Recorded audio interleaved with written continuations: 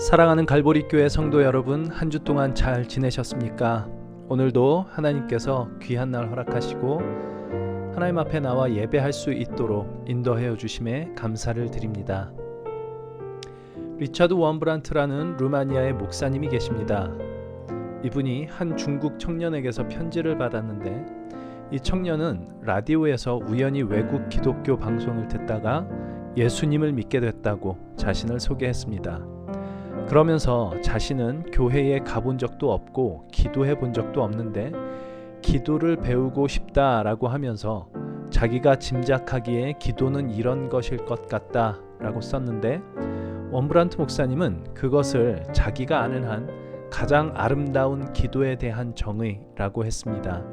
그 편지에는 이렇게 쓰여져 있었다고 합니다. 제 짐작의 기도란 온종일 하는 모든 말 끝에 아멘을 붙일 수 있는 말만 하는 것이 아닐까 합니다. 이것은 예배에 관한 가장 아름다운 정의라고도 할 수 있을 것 같습니다. 예배란 일주일에 한 번 하나님 앞에 나오는 것이 아니라 일주일 내내 하나님의 뜻을 구하며 하나님의 뜻에 복종하는 것입니다. 오늘 드리는 이 예배가 우리의 삶을 하나님 앞에 아멘으로 드리는 출발점이 될 수 있기를 바랍니다. 이제 우리 하나님 앞에 예배할 때에 우리 잠시 눈을 감고 우리의 삶의 가장 중요한 것은 주님께 순종하는 것입니다. 예배 가운데 주님을 만나고 주님께 우리의 모든 것을 바쳐 순종할 마음을 주시기를 구하며 그렇게 기도함으로 주님 앞으로 나아가겠습니다. 함께 기도하겠습니다.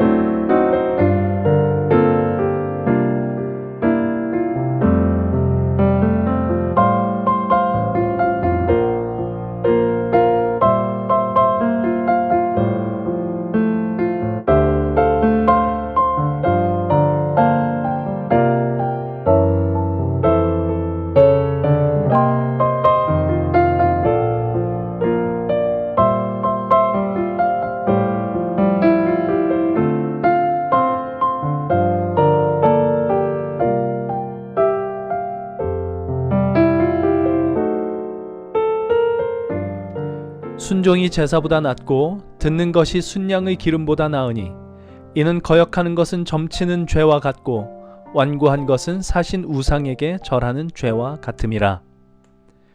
하나님의 귀한 은혜로 우리를 예배의 자리에 인도하여 주심에 감사를 드립니다. 이 예배가 헛된 제사 되지 아니하도록 우리 하나님께 대한 우리 마음의 순종으로 우리 하나님께 드리는 예배 되게 하여 주옵소서. 이 예배가 우리 하나님께 영광이 되는 시간 될 수 있도록 하나님 도와주옵소서. 예수님의 이름으로 기도합니다. 아멘. 우리 함께 사도신경으로 우리의 신앙을 고백하겠습니다. 나는 전능하신 아버지 하나님, 천지의 창조주를 믿습니다. 나는 그의 유일하신 아들, 우리 주 예수 그리스도를 믿습니다.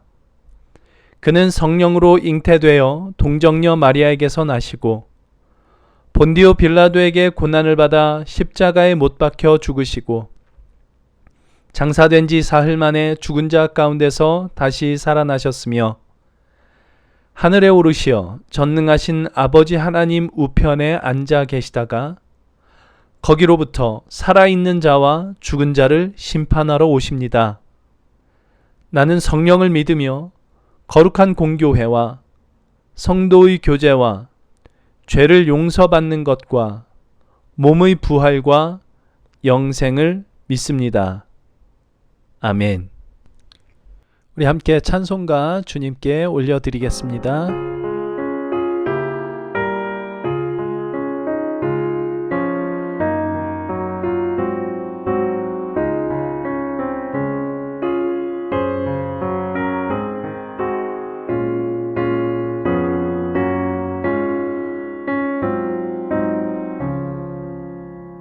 십자가 그늘 아래 나 쉬기 원하네.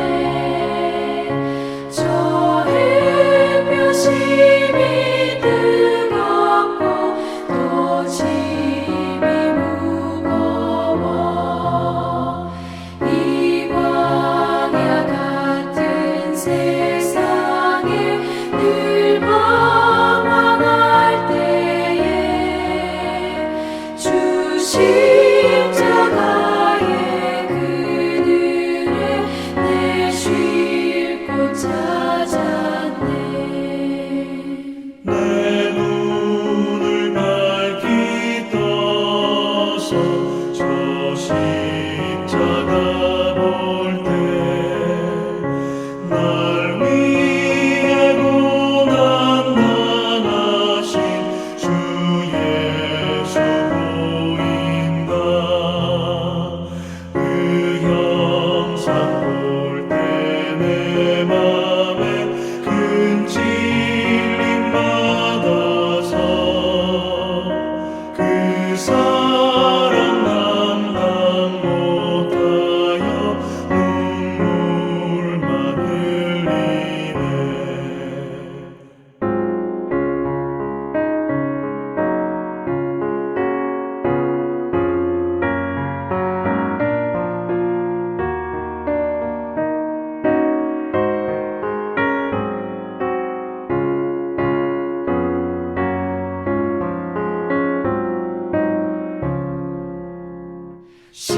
십자가 그늘에서 나 길이 살겠네.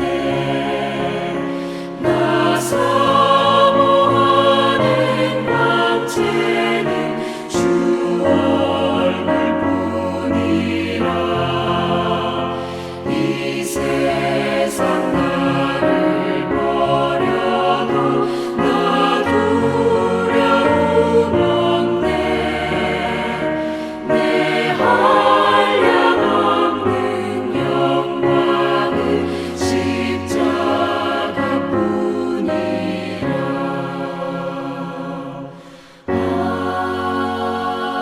아멘. 우리 이 시간에 함께 주님께 기도하며 나아가기를 원합니다. 우리 참으로 혼란스러운 그런 시간을 지내고 있는데 이 혼란한 시기에 정말 주님께서 원하시는 것이 무엇인가 우리 좀 더 깊이 생각하며 기도해야 하겠습니다. 코로나19 사태가 꽤 오래 지속되고 있습니다. 정말 우리가 어떻게 할 수 없는 그런 상황인 것 같습니다.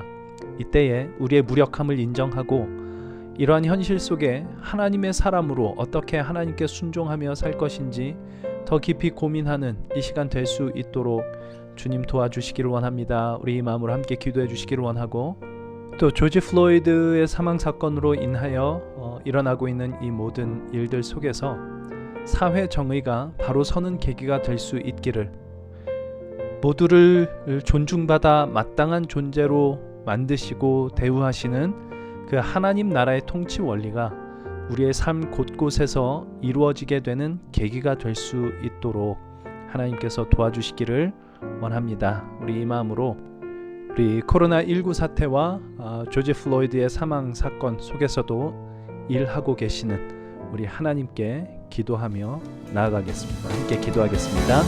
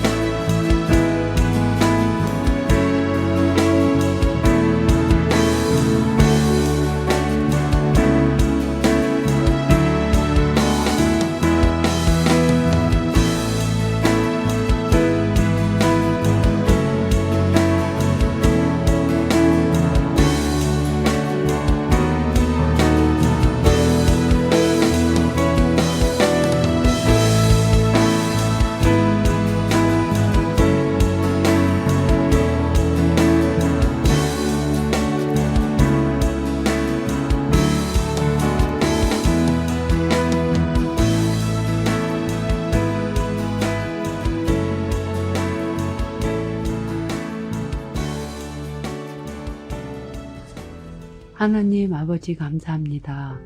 한 주간도 주님의 은혜 안에 살아왔음을 고백합니다. 하나님 아버지, 지금 우리가 사는 세상은 마치 폭풍을 만난 배같이 이리저리 요동치며 휩쓸리며 살고 있습니다. 지금의 코로나 사태가 그런 것 같습니다. 우리의 힘든 마음을 위로해 주시고 물질적으로 힘든 성도님들에게 물질로 힘들지 않게 하시며 이 모든 것이 주님의 하심을 믿고 말씀의 자리, 기도의 자리로 나와 주님을 더욱 의지하게 하시며 이 어려움 속에 서로 따뜻한 위로의 말을 전할 수 있는 우리가 되게 하소서. 연약한 저희들을 주님이 지켜주소서. 어리석은 우리들을 주님의 손으로 만져주시옵소서. 우리의 죄를 용서해 주시고 긍휼히 여겨 주시옵소서. 우리 박현수 목사님을 주님이 붙들어 주시고 그 말씀을 통해 영육감의 강건함으로 채우게 하소서. 이 모든 말씀 우리를 죽기까지 사랑하신 예수 이름 받들어 기도드립니다. 아멘. 오늘 우리 함께 나눌 주님의 말씀 사도행전 18장 7절부터 11절 말씀을 우리 함께 봉독하도록 하겠습니다. 거기서 옮겨 하나님을 경외하는 디도 유스도라 하는 사람의 집에 들어가니 그 집은 회당 옆이라. 또 회당장 그리스보가 온 집안과 더불어 주를 믿으며 수많은 고린도 사람도 듣고 믿어 세례를 받더라. 밤에 주께서 환상 가운데 바울에게 말씀하시되 두려워하지 말며 침묵하지 말고 말하라. 내가 너와 함께 있음에 어떤 사람도 너를 대적하여 해롭게 할 자가 없을 것이니 이는 이 성중에 내 백성이 많음이라 하시더라. 1년 6개월을 머물며 그들 가운데서 하나님의 말씀을 가르치니라. 아멘. 주님, 이 시간 주님의 말씀을 나눕니다. 주님 말씀하옵소서. 주님의 종이 듣겠나이다 고백했던 사무엘의 고백이 우리의 고백이 되게 하시고 오늘 주님의 말씀을 함께 나눌 때 그 말씀에 순종할 믿음 우리에게 허락하여 주옵소서. 예수님의 이름으로 기도합니다. 아멘. 성경은 하나님의 교회를 영광스러운 것으로 그립니다. 교회는 하나님의 부름을 받은 하나님의 신부이기도 하고 그리스도가 머리 되시는 그리스도의 몸이 교회이기에 교회는 영광스럽습니다. 여기서 말하는 교회는 물론 건물이 아니라 그리스도의 몸된 지체들로 이루어진 공동체를 말합니다. 그런데 오늘 우리 교회를 한번 생각을 해보십시오. 우리 갈보리 교회도 그렇고 다른 일반적으로 생각할 수 있는 교회들을 한번 생각해 보시죠. 그 교회가 영광스럽다는 생각이 드십니까? 영광스럽다는 생각이 든다면 무엇이 교회를 영광스럽게 만들고 있다고 생각을 하십니까? 교회가 영광스러워 보이지 않는다면 그 이유는 무엇일까요?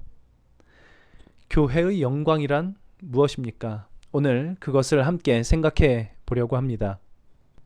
오늘 본문 말씀은 바울이 전한 복음이 유대인들에게 거부당하고 옷을 털면서 이제 내가 이방인에게로 간다 라고 바울이 그렇게 선언한 뒤에 고린도 지역에 본격적으로 교회가 세워지는 이야기가 그려지고 있습니다. 하나님을 경외하는 사람 디도 유스도라 하는 사람이 아마 모일 장소를 제공한 것 같고요. 유대인들이 복음을 거역하는 그 중에도 회당장이었던 그리스보가 회심을 하고 그의 집안 사람들도 다 주님을 믿게 됩니다. 그리고 고린도의 수많은 사람들이 믿고 세례를 받았다라고 기록을 하고 있죠. 게다가 그 뒤로도 얼마나 더 많은 사람들이 주께 돌아오려고 하는지 주께서 환상 가운데 바울의 환상 가운데 나타나시기까지 하셔서 여기 내 백성이 많다. 그러니 여기서 복음 전하기를 멈추지 마라. 계속해서 말하라. 라고 그렇게 말씀하시는 일까지 일어납니다. 그래서 바울은 1년 6개월을 고린도에 머물면서 복음을 전하고 말씀을 가르칩니다. 그렇게 하여 탄생한 교회가 바로 고린도 교회였죠. 이런 모습, 사람들이 마구 모여들고 하나님의 말씀이 선포되고 하나님의 은혜가 서로 나눠지고 하는 이런 모습들을 보면 교회가 참 영광스럽다 생각할 수 있을 것 같습니다. 그런데 이렇게 영광스러워 보이는 모습으로 시작된 고린도 교회가 시간이 점차 지나자 그 영광스러워 보였던 모습들을 다 잃어버리고 전혀 영광스럽지 않은 모습을 이제 보이게 됩니다. 때마침 이번 달 우리가 매일 성경으로 묵상하는 그 순서가 고린도전서여서 지금 고린도전서를 계속 읽고 묵상을 하고 있는데, 고린도전서는 지금 이 사도행전 18장에서 바울이 복음을 전하여 세워진 바로 그 고린도 교회에 보낸 바울의 편지입니다. 그런데 이 고린도전서의 내용을 보면 이 교회가 정말 하나님의 주권적 역사로 세워지고 그렇게 아름다운 모습으로 영광스러운 모습으로 세워진 그 교회가 맞나 싶은 생각이 들 정도로 문제가 매우 많았던 것을 볼 수 있습니다. 일단 교회 안에 서로 이렇게 파당이 형성이 되고 서로 내가 옳다, 네가 틀리다 라고 하는 그 다툼과 분쟁이 있었습니다. 고린도전서 3장 1절부터 3절에 보면 바울이 이렇게 쓰고 있습니다. 형제들아, 내가 신령한 자들을 대함과 같이 너희에게 말할 수 없어서 육신에 속한 자, 곧 그리스도 안에서 어린아이들을 대함과 같이 하노라. 내가 너희를 저주로 먹이고 밥으로 아니하였노니 이는 너희가 감당하지 못하였음이거니와 지금도 못하리라. 너희는 아직도 육신에 속한 자로다. 너희 가운데 시기와 분쟁이 있으니 어찌 육신에 속하여 사람을 따라 행함이 아니리요. 시기와 분쟁을 일삼는 고린도 교회 교인들을 향해서 너희는 애들 같다 라고 이야기를 하고 심지어 아직도 육신에 속한 자다 라고까지 이야기를 합니다. 이런 문제가 있었고요. 또 고린도 교회에는 성적 타락의 문제도 있었습니다. 고린도전서 5장 1절입니다. 너희 중에 심지어 음행이 있다 함을 들으니 그런 음행은 이방인 중에도 없는 것이라. 누가 그 아버지의 아내를 취하였다 하는도다. 그러니까 이방인 중에도 없는 성적 타락이 교회 안에 있었다라고 지금 그렇게 질책을 하고 있는데, 더 문제는 뭐냐면 그런 타락을 그런 도덕적 타락, 성적 타락을 교회가 용인하고 있었다는 겁니다. 2절에 계속해서 이렇게 씁니다. 그리하고도 너희가 오히려 교만하여져서 어찌하여 통한이 여기지 아니하고 그 일 행한 자를 너희 중에서 쫓아내지 아니하였느냐. 이런 아주 심각한 문제들이 있었는데 그 뒤로도 교회가 이 교우 간의 문제를 해결하지 못해서 세상의 법정에 의지하는 그런 문제도 있었고, 불의에 빠진 문제도 있었고, 우상에게 바친 재물에 관한 문제로 또 이렇게 서로 다투는 문제 등등등. 바울은 이 여러 가지 고린도 교회의 문제를 지금 이 고린도 전서에서 지적하고 있습니다. 그러니까 고린도 전서 이렇게 쭉 보면 마치 이 교회의 문제 종합 선물 세트 이런 것 같습니다. 이 고린도 교회는 분명히 바울이 전한 복음을 듣고 그 복음을 받아들인 사람들로 세워진 교회였습니다. 그 복음을 유대인들은 거부했고, 그래서 바울이 너희 피가 너희 머리로 돌아갈 것이다 라고 했던 바로 그 복음을 받아들인 사람들로 세워진 교회가 바로 이 고린도 교회인데, 그런데 복음을 받아들였다고 하는 저 고린도 교회 교인들이 그런 음행은 이방인 중에도 없는 것이다 라고 할 정도의 그 심각한 성적 도덕적 타락이 만연해 있었던 겁니다. 서로 자기가 옳다 싸우고 다투고 미워하고 서로 속이고 거짓되고 불의를 행하고 있었습니다. 그렇다면 도대체 복음을 받아들였다고 하는 이 사람들이 복음을 거부한 유대인들과 다를 게 뭔가, 또 복음을 알지 못하는 이방인과 다를 게 뭔가, 그런 생각이 듭니다. 고린도 교회가 시작될 때 가졌던 그 모든 영광스러웠던 모습을 이제 다 잃어버린 것만 같습니다. 그런데 여러분, 사실 이 고린도전서는 교회가 모든 영광을 잃어버린 것 같이 이렇게 그려놓고는 있는데, 사실은 이 고린도전서가 쓰여졌다는 그 자체가 교회의 영광이 무엇인지, 그리고 복음을 받아들인 자와 그렇지 않은 자의 결정적 차이가 무엇인지를 증거하고 있습니다. 그 차이란 뭐냐? 정체성입니다. 그리스도 예수 안에서 하나님의 자녀 되었다라는 정체성입니다. 바로 이 고린도 교회의 정체성 때문에 고린도전서가 쓰여진 겁니다. 무슨 뜻이냐 하면 12살 난 아들이 하라는 공부는 안 하고 만날 밤늦게까지 컴퓨터 게임하고 낮 12시나 돼야 겨우 일어나서 밥 먹고 또 게임하고 이런 모습을 보고 있다면 그 아버지가 어떻게 하겠습니까? 뭐라도 하겠죠. 잔소리일 수도 있고 몽둥이를 들 수도 있고 타일러도 보고 제발 그러지 말라고 애걸복걸 하기도 하고 뭐라도 할 겁니다. 저대로 놔두면 인생 망할 거 뻔히 보이니까 어떻게든 그런 삶의 습관에서 벗어나도록 뭐라도 하겠죠. 왜냐하면 아들이기 때문에 그렇습니다. 걔가 옆집 애라면 하지 않을 일을 아들이니까 할 겁니다. 고린도 교회에 보낸 이 편지의 가장 밑바탕에 깔려있는 전제는 바로 이것입니다. 정체성의 다름. 그래서 바울은 그 모든 지적들을 고린도 교회를 향한 그 모든 지적들을 왜 하고 있느냐 하면 바로 이것 때문에 하고 있는 겁니다. 고린도전서 6장 19절입니다. 너희 몸은 너희가 하나님께로 받은 바 너희 가운데 계신 성령의 전인 줄 알지 못하느냐? 너희는 너희 자신의 것이 아니라 값으로 산 것이 되었다. 이렇게 얘기를 하죠. 바울이 고린도전서에서 지적하는 그 내용들은 바로 저들의 이 정체성, 값으로 산 자들이 되었다라는 그 정체성에 대고 호소를 하고 있는 겁니다. 이게 복음이지요. 하나님과 우리 사이를 가로막고 있던 죄의 문제를 해결하시기 위하여 흠 없으신 예수께서 죄가 되십니다. 그리고 죄가 되셔서 십자가에 달려 죽으시죠. 바로 그 십자가의 피가 우리의 죄값을 다 치르고 우리로 하나님의 것이 되게 하셨습니다. 이게 복음의 내용입니다. 고린도 교회는 바로 이 복음을 받아들인 자들로 세워진 교회였고 바로 그런 이유로 바울이 하나님께서 너희를 값으로 사신 바 되었는데 지금 너희의 삶이 그래서야 되겠느냐라고 고린도 교회 교인들이 복음을 받아들이지 않았다면 하지 않아도 될 말들을 그들이 하나님의 자녀가 아니었다면 하지 않아도 될 말들을 지금 바울이 하고 있는 거란 말이죠. 고린도 교회에 보낸 편지 자체가 바로 저들의 정체성을 증거하고 있는 겁니다. 너희가 왜 이런 지적을 당하고 이런 질책을 들어야 하는지 아느냐? 너희가 바로 그리스도의 피값으로 사신 바 된 존재들이기 때문이다. 이것이 고린도 전서 자체가 증거하고 있는 고린도 교회와 그 교인들의 정체성입니다. 생각을 해보십시오.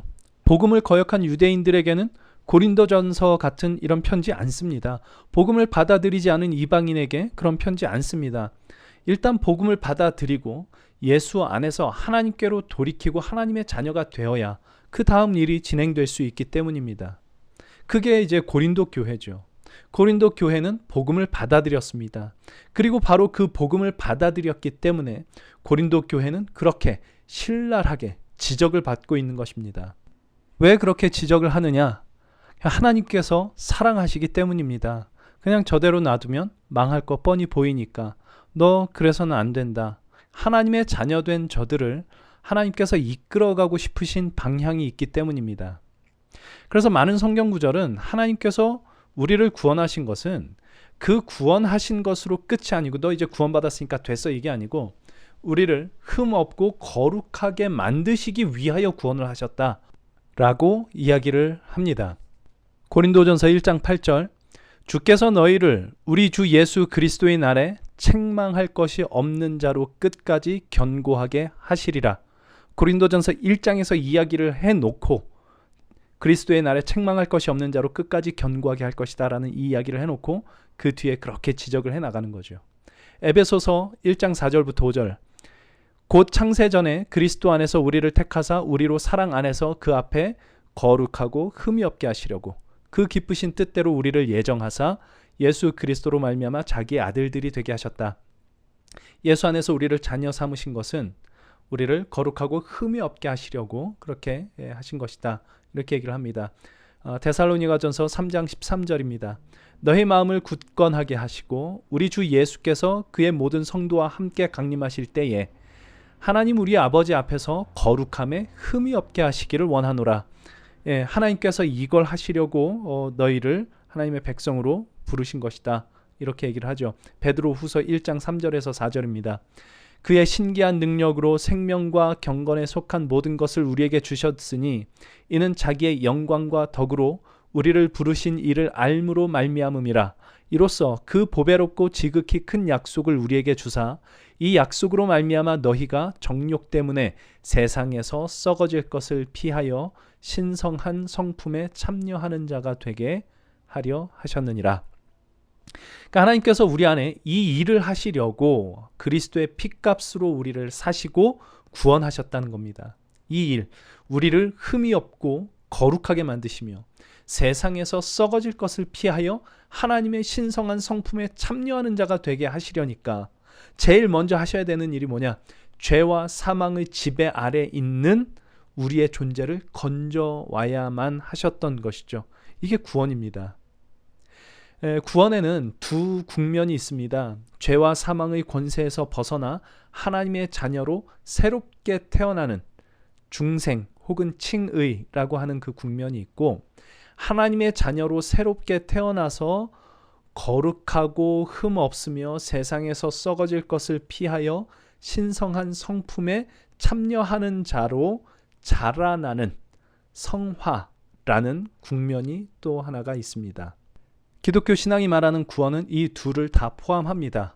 죄에 묶여있던 자리로부터 하나님의 자녀로 새롭게 태어나는 것과 그리고 새롭게 태어난 자로서 살아가는 것, 이 두 가지를 다 포함을 합니다. 그런데 우리는 구원은 우리의 공로가 아니라 오직 하나님의 은혜로 주어진다라고 고백을 하는데, 이 고백을 할 때 그 구원을 중생 혹은 칭의로만 이해를 하곤 합니다.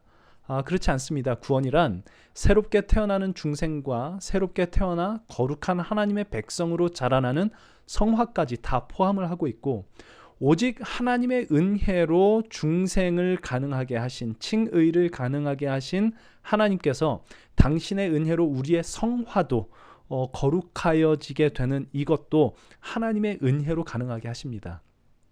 그 은혜가 때로는 고린도 교회에 쓰여진 이 편지처럼 지적하고 질책하고 혼내고 하는 것으로 나타나기도 하고 그러는 것이죠. 그 목적은 뭐냐?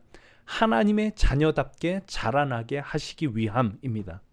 하나님의 자녀답게 자라나는 것, 이것이 우리의 영광이고 복입니다. 우리가 주의 말씀을 귀 기울여 듣고 그 말씀에 순종하여 거룩하고 흠이 없는 그분의 자녀다운 모습으로 인도함 받게 되는 것, 그것이 교회의 영광이고 교회의 복입니다. 이걸 분명히 해야 됩니다. 우리가 주님께 순종하면 그 대가로 우리가 어떤 복을 받는 것이 아닙니다. 순종할 수 있게 되면 그 자체가 복입니다. 그만큼 하나님의 자녀다운 모습이 되었다라는 뜻이기 때문입니다. 그게 복입니다.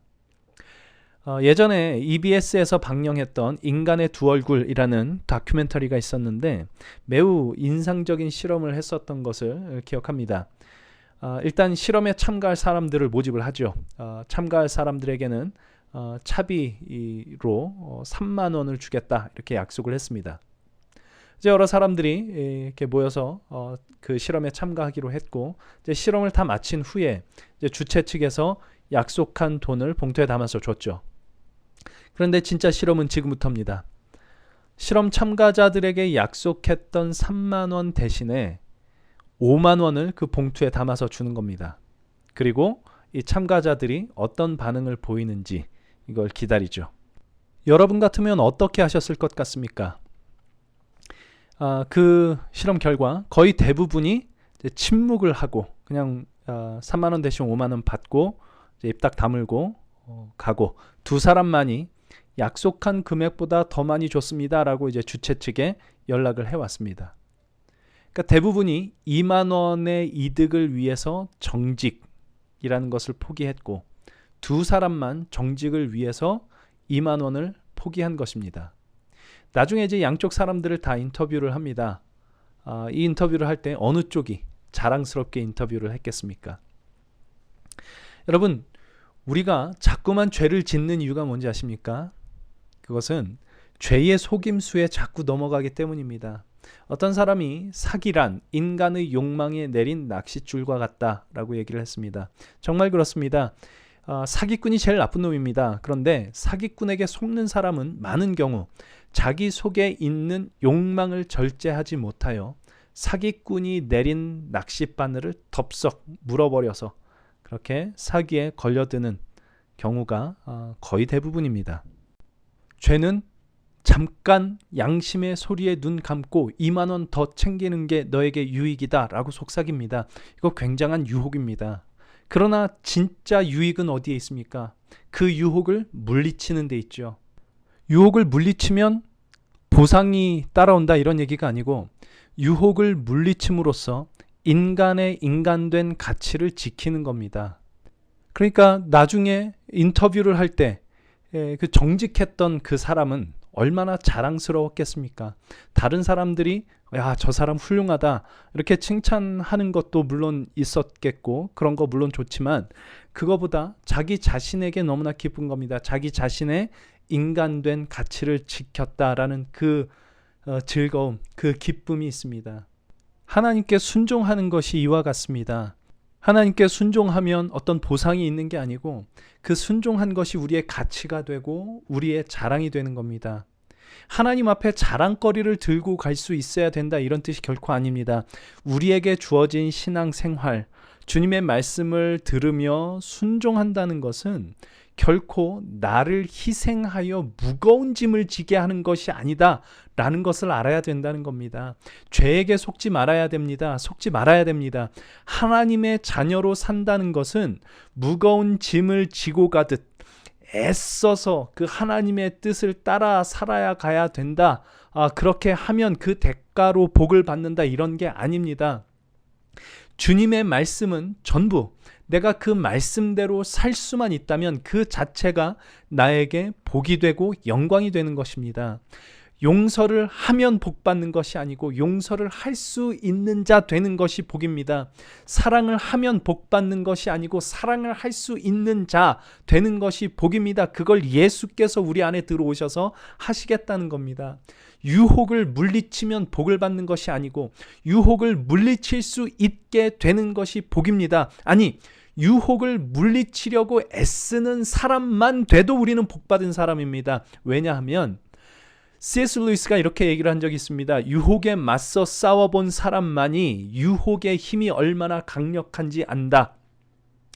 우리에게 다가오는 죄의 유혹에 맞서 싸워보기 전에는 우리는 대놓고 말은 하지 않지만 언제든 내가 맘만 먹으면 그거 이길 수 있을 거라고 생각하고 있을 가능성이 매우 높습니다. 그러면 우리 기독교인이라면 모두가 고백하는 이 고백, 나는 죄인입니다 라는 이 고백은 허공을 치는 고백이 되는 겁니다. 죄의 유혹에 맞서 싸워본 사람만이 나는 무력한 죄인입니다 라는 그 고백의 진정한 의미를 압니다. 누가 죄의 유혹에 맞서 싸웁니까? 복음을 받아들인 자, 하나님의 자녀된 자, 하나님의 말씀에 순종하려 하는 자, 그가 죄의 유혹에 맞서 싸웁니다. 그 죄의 유혹에 맞서 싸우다 보면 우리는 많이 집니다. 패배의 쓰라림을 경험합니다. 그것을 정직하게 바라본다는 것은 정말 아픈 일입니다. 내가 스스로 꽤 괜찮은 사람인 줄 알았는데 어느 순간 보니 너무나 작고 볼품없고 조급하고 여유 없는 정말 보잘것없는 나의 모습을 봐야 되기 때문입니다. 나의 비겁함을 봐야 되기 때문입니다. 내 눈앞에 2만 원 때문에 정직이라는 그 가치는 갖다 팔아먹은 자신의 비겁함을 봐야 되기 때문입니다.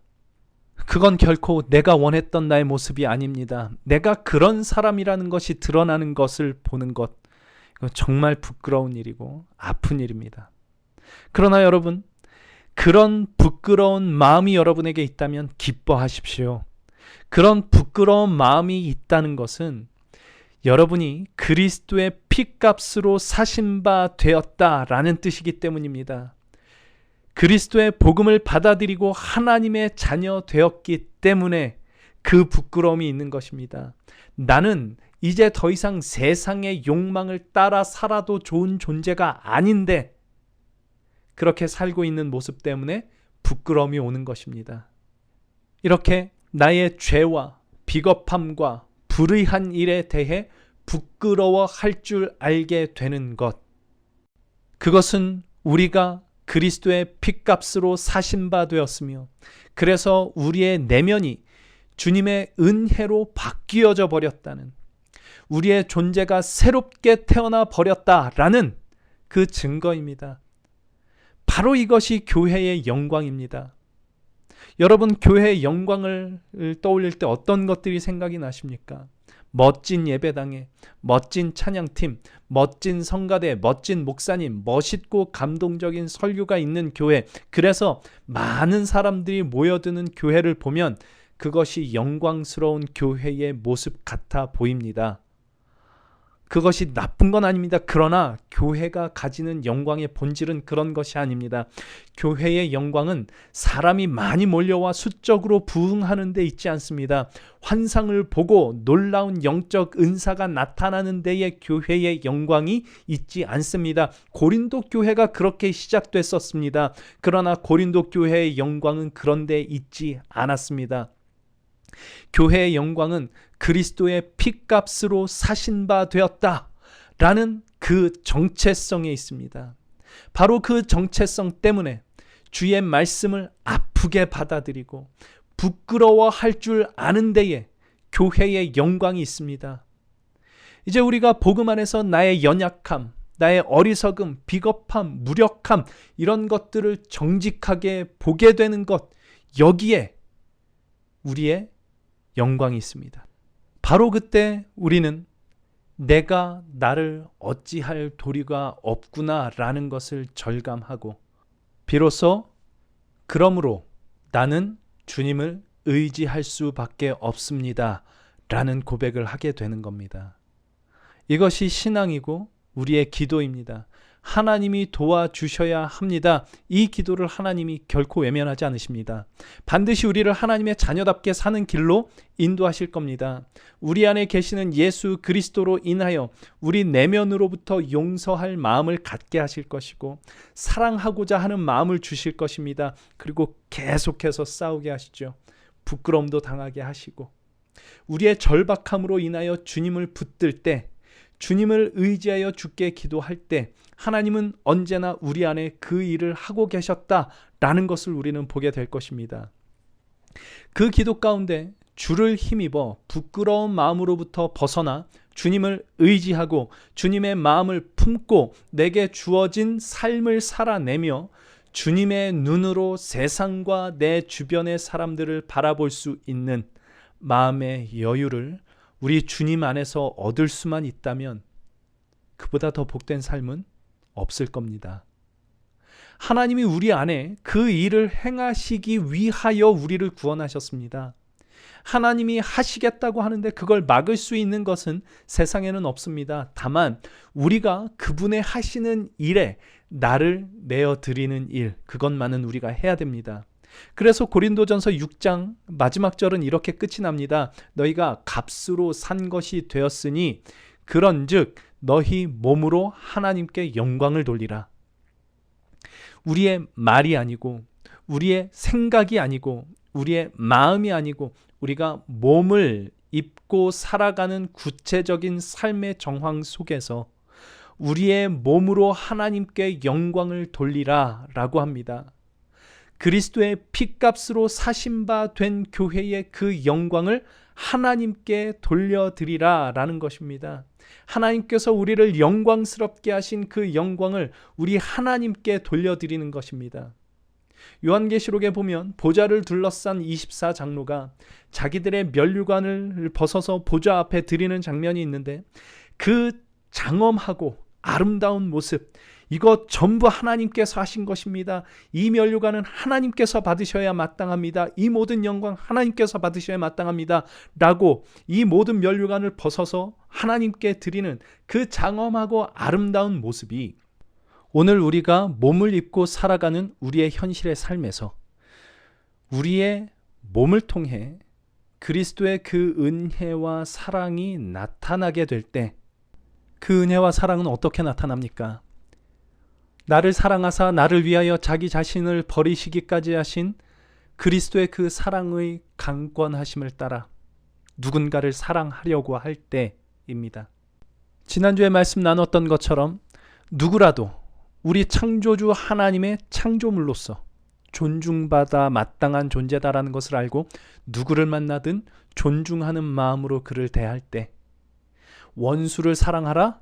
정말 말도 안 되는 일인데 하나님과 원수되었던 나를 사랑하셔서 십자가에 달리시기까지 하신 그리스도께서 내 안에 계시기에 내가 그거 원수 사랑하는 거 한번 해보려고 애쓸 때, 2만 원의 유혹보다 하나님의 자녀로서의 가치가 더 중요하다라는 것을 알고 그 가치 지키기 위하여 2만 원 그거 포기할 때, 주께서 말씀하신 대로 7번씩 70번이라도 용서하라 이거 해보려고 애쓸 때, 성경에서 고아와 과부, 나그네 이런 말들로 대표되는 도움이 필요한 사람은 내 주변에 없는가 돌아보며 그들을 돌보려 할 때, 하나님께서 말씀하신 것이라면 어떻게든 내가 내 몸으로 순종해 보려 할 때, 그때 우리를 통해 하나님께서 영광 받으시는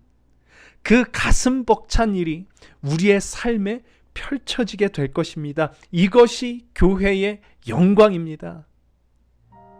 우리의 정체성을 아는 것으로부터 시작됩니다. 예수님을 믿는 저와 여러분은, 그리스도의 복음을 믿고 받아들인 저와 여러분은 그리스도의 피값으로 사신 바 된 하나님의 자녀들입니다. 이것이 우리의 정체성이요 우리의 영광입니다. 바로 그 정체성 때문에 우리는 주님의 말씀으로 지적도 받고 꾸중도 듣고 부끄러움도 느낍니다. 바로 그 정체성 때문에 여전히 못난 나 자신에 대해 절망합니다. 그리스도의 피값으로 사신 바 된 내가, 하나님의 자녀된 내가 이렇게도 속 좁고 이렇게도 비겁하고 이렇게도 거짓되단 말인가 라는 것 때문에 절망합니다. 그리고 거기서 우리 주님을 붙드는 것 외에는 내가 할 수 있는 것이 없다.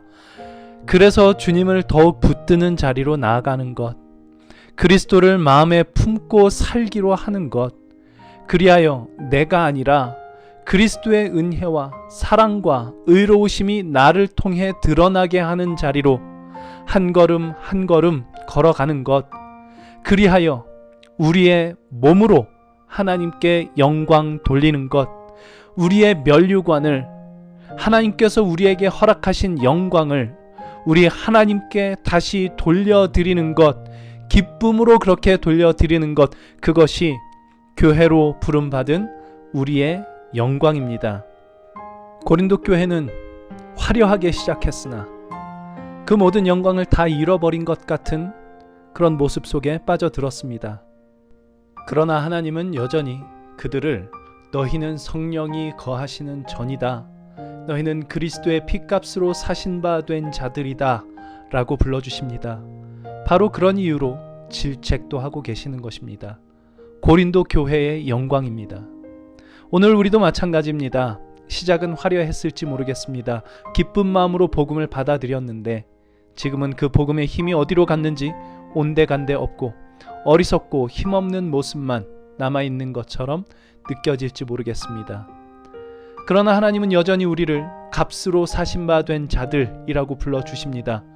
그래서 오늘 우리가 하나님을 예배하고 있습니다. 우리의 영광입니다.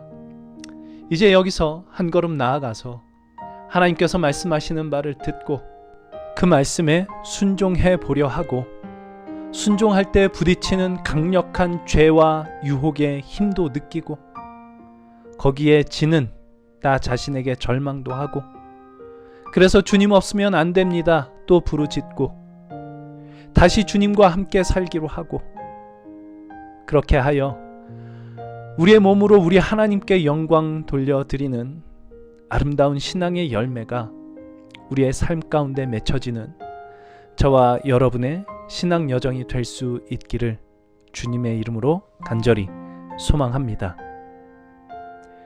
우리 이 시간에는 주님의 말씀을 함께 기억하면서 기도하기를 원합니다. 첫 번째로는 나의 정체성을 기억하게 해 주옵소서라고 기도하면 좋겠습니다. 그리스도의 피값으로 사신 바 된 영광스러운 교회, 그것이 나의 정체성입니다. 이 정체성 늘 기억하게 하여 주시옵소서. 우리 그렇게 기도하시고, 두 번째로는 하나님의 하나님 되심을 우리가 인정할 수 있도록 기도하시면 좋겠습니다. 하나님께서 나를 그리스도의 피값으로 사셨기에 이제는 내가 내 삶의 주인이 아니라 하나님이 내 삶의 주인이신 것을 기억하게 하여 주옵소서. 하나님의 하나님 되심을 기억하게 하소서 기도하시고, 마지막으로 이제 내 몸으로 주님의 뜻을 따라 순종하며 살 때 하나님께서 내게 주신 그 영광, 교회로서의 영광을 우리 하나님께 돌려드리게 되는 그 가슴 벅찬 아름다운 일이 나의 삶 가운데 펼쳐지게 하옵소서. 주님께 순종할 때 그 일이 일어납니다. 우리 순종하게 하옵소서. 이렇게 나의 정체성을 위하여, 그리고 하나님의 하나님 되심을 위하여, 그리고 순종할 수 있는 마음을 주시기를 원하는 마음으로 우리 함께 기도하시겠습니다. 함께 기도하겠습니다.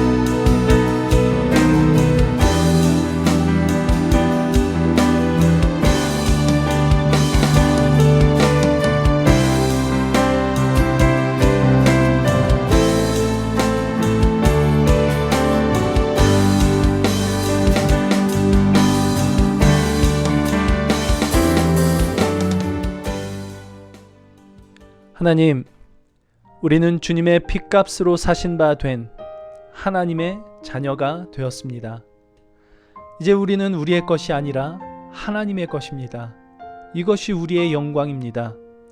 수적, 양적 부흥이 영광이 아니고 세상이 바라보는 성공적인 삶이 우리의 영광이 아닙니다. 우리가 주님의 피값으로 사신 바 된 교회 되었다는 그 사실, 하나님이 우리 하나님 되어주셨다는 그 사실이 우리의 영광이라는 것 잊지 말게 하시고, 이제 하나님을 하나님으로 모시며 하나님의 말씀에 순종케 하여 주옵소서. 주님의 말씀으로 책망하는 그 책망들 우리 듣게 하시고, 우리의 모든 부끄러운 모습들 아파하게 하시고, 더욱 우리 주님 붙들게 하시고, 그리스도의 십자가 그늘 아래 주께서 우리를 만드시려는 그런 사람, 그런 존재가 되어 주께서 우리에게 그리하셨던 것과 같이 사람 귀하게 여길 줄 알고, 누구든지 존중할 줄 알며, 사랑을 베풀 줄 알고, 더 많이 용서하며 그리스도의 십자가의 길을 걷기 위해 애쓰게 하사 우리 몸으로 하나님께 영광 돌려드리는 정말 복되고 영광스러운 우리의 삶이 되게 하여 주옵소서. 예수님의 이름으로 기도합니다. 아멘. 우리 이 시간에 정말 주님께서 우리에게 주신 모든 영광, 모든 면류관 주님의 것입니다. 주님께 돌려드리기 원합니다. 이 마음으로 우리 함께 면류관 벗어서 우리 함께 찬송하시고 축도로 예배 마치겠습니다.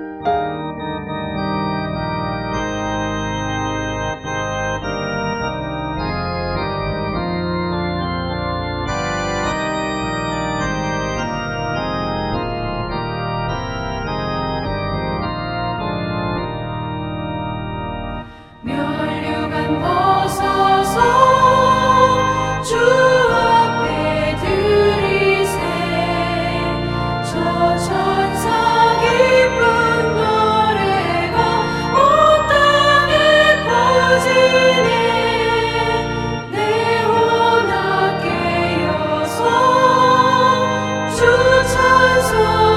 찬송하여라 온 백성 죄를 속하신 만왕의 왕일세 면류관 벗어서 주 앞에 들이세 그 손과 몸의 상처가 영광 중 빛나네 하늘의 천사도 그 영광 보고서 고난의 신비할 보장 늘 흠모하도다.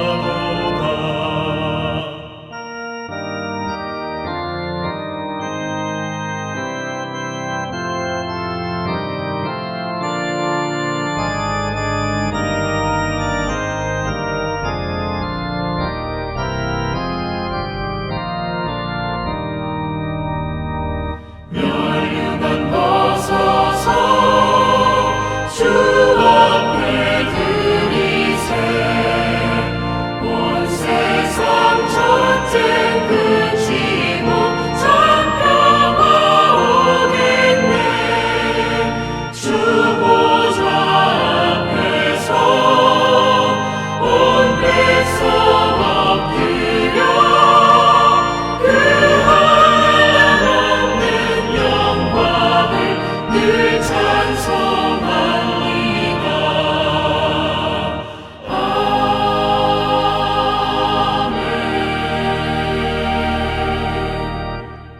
이제는 우리 주 예수 그리스도의 은혜와 하나님 아버지의 무한하신 사랑과 성령님의 깨닫게 하시는 역사하심이 오늘 예배 가운데 그리스도의 핏값으로 사신 바 된 영광된 우리의 정체성을 확인하고 하나님께 순종함으로 그 모든 영광 우리 하나님께 돌려드리겠습니다.